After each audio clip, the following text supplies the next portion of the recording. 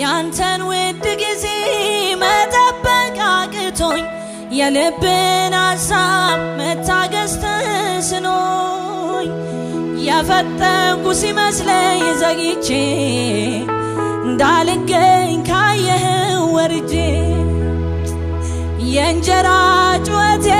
ጽኑ ልመናዬ በሞላልኝ ማግስት እንዳይሆን ገዳዬ አንተ ያልከው ይሁን በሕይወቴ እኔ አልቅደም ቅደመኝ አባቴ ስጋብኝ የስኬቴን መንገድ ካልሆነ ካልመጣ ካንተ ዘንድ የነገን ዕዳ እፈራለሁ ሰግቼ